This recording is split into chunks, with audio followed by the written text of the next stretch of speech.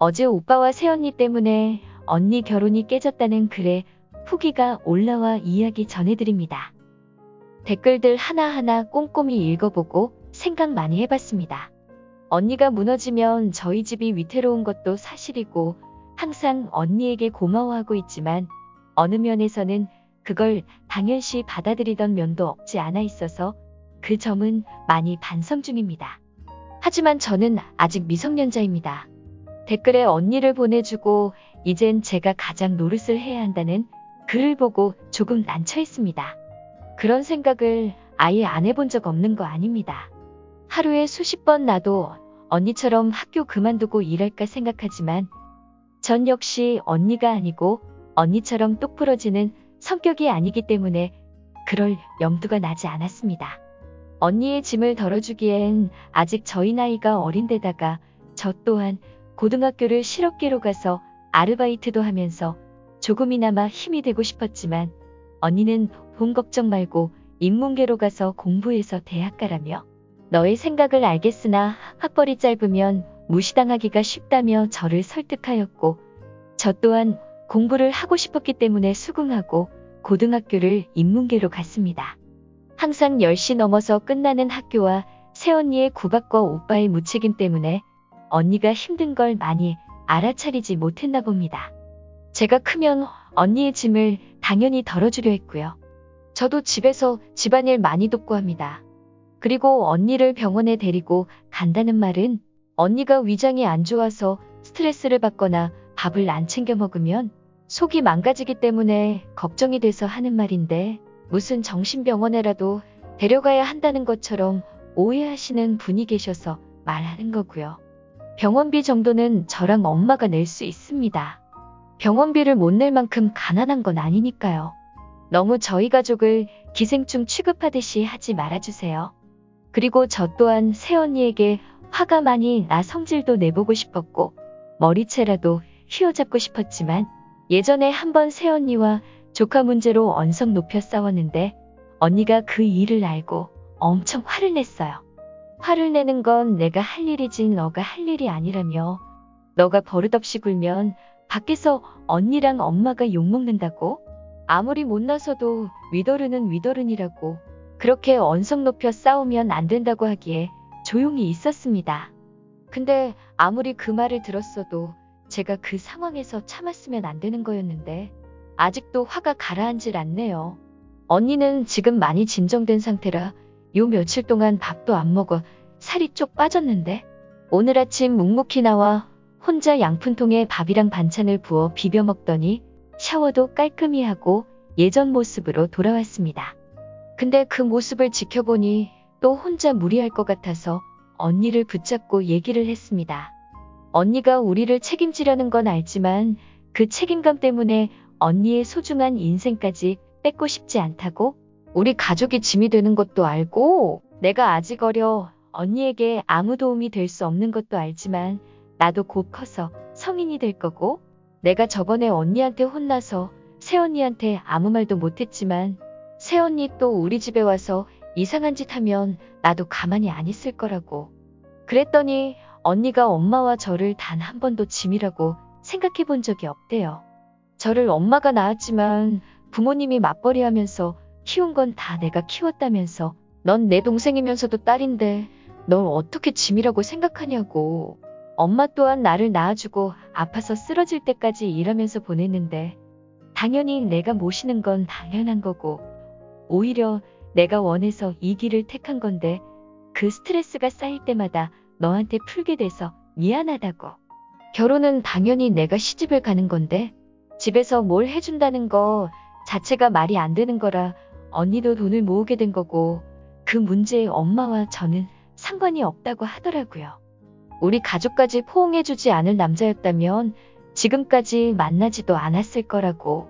어젠 그저 우리가 어떻게 살았는지도 모르는 새언니한테 내가 이때까지 노력한 시간들을 그딴 식으로 듣게 되니 너무 어이가 없고 다 뒤엎고 싶었지만 보는 사람도 있고 아무리 그래도 윗사람이니 자기가 참으려고 했는데 결국엔 터져버렸다고 웃더라고요.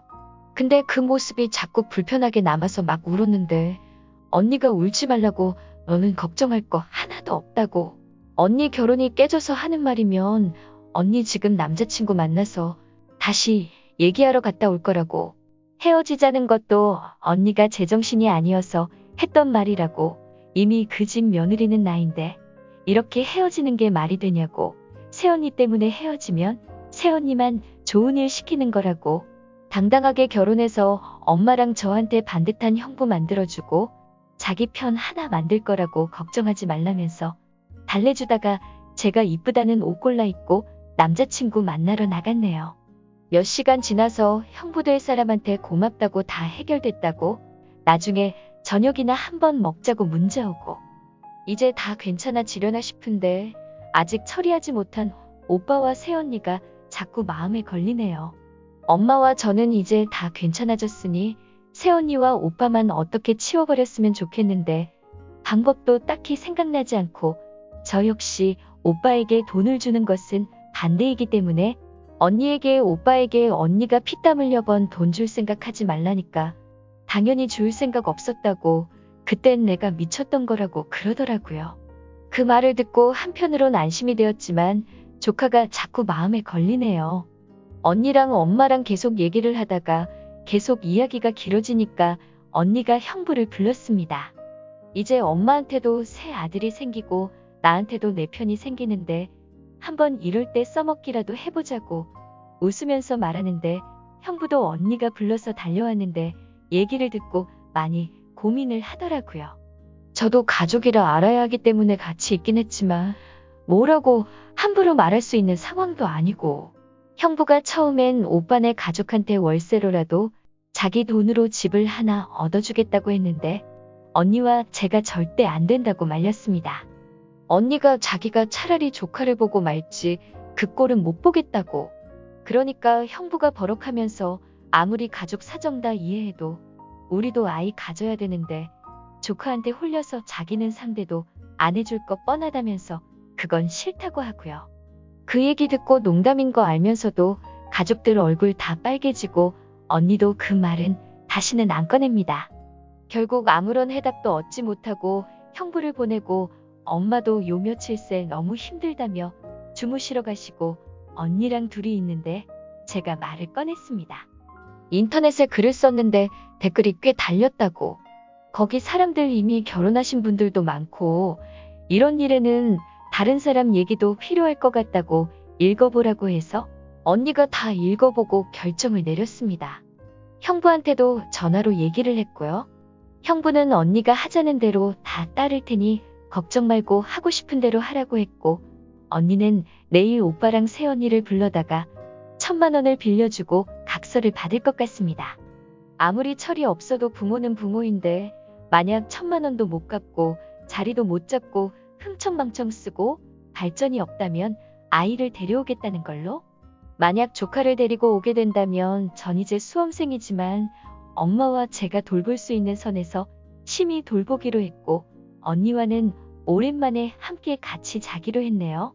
형부는 이번 일로 자기도 너무 놀라고 언제 또 언니가 자기를 버릴지 모른다며 내년이 되기 전에 결혼을 하고 싶어하는 눈치지만 언니는 형부 어른들께 정식으로 인사드리고 혼수도 자기가 다 해갈 거라고 결혼에도 순서가 있고 또 제가 수험생이라 수능이 끝날 때까지 저한테만 집중하고 싶다며 내년 봄쯤에 결혼하고 싶다고 하네요. 정확한 날은 시댁 친정 식구들과 상의를 해야 하겠지만 제 수능이 끝난 내년쯤이 되지 않을까 싶습니다. 아직 갈 길이 멀긴 하지만 저를 믿어주는 가족이 있고 헌신적으로 저를 보살펴주는 언니의 노력이 물거품이 되지 않도록 저 또한 노력하고 지내야겠습니다. 많은 관심과 댓글 감사하고 아직 어린 나이지만 열심히 살도록 하겠습니다. 후기를 보아하니 그래도 언니와 동생분 모두 좋은 방향으로 나아가는 것 같아 좋네요. 다른 분들은 어떠신지 댓글 보겠습니다. 언니가 너무 착하시네요. 진짜 개념 있으시다. 그 형부님도 정말 서로 짝을 잘 고르신 듯. 두 분 나중에 결혼 잘 되길 빌어요. 그 애기도 잘 됐으면 좋겠네요. 언니한테 정말 멋지다고 전해주세요. 법원 가시면 공증서 5만 원 정도에 만들 수 있습니다. 혹시나 정말 법적 효력을 가진 계약서를 원하신다면 오빠랑 새언니랑 한 계약서 들고 가셔서 만드세요. 혹여나 하는 맘에 하나 더 알려드립니다. 법원 근처에 녹음한 거 가지고 가면 녹취록 만들어주는 곳도 많다고 합니다. 가족 한 분 되신 건 미리 축하드리고 수능도 잘 치고 좋은 대학 가서 공부 열심히 하세요. 언니랑 형부랑 어머니랑 알콩달콩 재밌게 사시고요. 오빠와 새언니랑도 언젠간 같이 서로 행복하게 되시길. 행복하세요. 언니가 저렇게 착하고 야무지니까 멋진 남자를 만나는 거지. 언니 완전 대박 멋져. 형부 될 사람도 참 좋고. 글쓰님 그런 언니를 봐서라도 열공하셔요. 언니 얘기를 읽고 있자니 제 자신이 부끄러워지는 글이었습니다. 언니를 본받고 싶네요. 글쓰님 파이팅. 돈을 빌려주시는 것보다 언니 이름으로 집하고 아주 먼 곳에 전세를 넣어주는 게 낫지 않을까요? 빌려준다면 그 집 식구들로 봐서는 갚지도 않아 꼴머리 앓으실 테고 월세로 해주면 월세비 안 내서 보증금 까먹을 듯 하고요. 돈으로 준다 해도 여기저기 쓰고 언니도 없을 테니 기어들어 오려고 살살거릴 듯. 각서 쓰실 때 애기 데리고 오겠다는 말은 안 하셨으면 좋겠어요. 오빠네 부부하는 거 봐선 그냥 애기 키워달라 나몰라라 할 것 같은데 나중에 애기를 데리고 오더라도 처음부터 데리고 오겠다는 그런 말은 하지 않았으면 좋겠네요.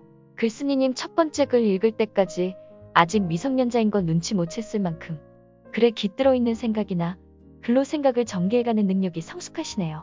하나를 보면 열을 난다고 언니만큼이나 똑 부러지고 믿음직스러운 분인 것 같아 마음이 놓입니다. 월세 사는 여자입니다. 보증금 1000도 주지 마세요. 계약하실 때 반지하 방으로 주시면 아주 싸게. 보증금도 500까지 낮춰서 하실 수 있어요. 지역에 따라 다르겠지만 계약 시 이름은 님 이름 또는 엄마 이름이나 오빠 아닌 다른 가족 이름으로 하시고 계약금이 2달 이상 밀리면 자동으로 방 빠지게끔 하시거나 뭔가 걸어두세요. 차용서 이런 거 필요 없어요. 아니면 요즘 월세 조금 더 받는 대신 보증금 없는 월세도 있어요. 그런데 있어야 다음 달 월세 안 내면 바로 빠져야 하거든요. 그럼 당장에 쫓겨나는 그런 신세임. 그래야 더 정신 차릴 수 있어요. 제 말 믿고 그런데 알아보세요. 바퀴벌레 기어다니는 어두운 반지하 방에 생활해봐야 정신 차리죠. 친언니가 정말 힘든 과정에서 여자 몸으로 악을 쓰고 버텨왔는데 내 가정 꾸려보겠다 큰 결심했는데 무너져버린 듯하네요. 님이 힘들고 지쳤을 때 언니가 해준 것처럼 글쓰님이 언니를 다독여주세요. 사랑한다 사랑한다 표현해주시고 그리고 다음 후기에는 꼭 언니와 형부 결혼해서 깨소금 쏟아지는 신혼 보내고 있다는 글이 올라오길 바래요. 저도 행복하게 잘 살고 있다는 후기 기다리겠습니다. 오늘 사연 여기까지입니다. 좋아요와 구독 부탁드립니다.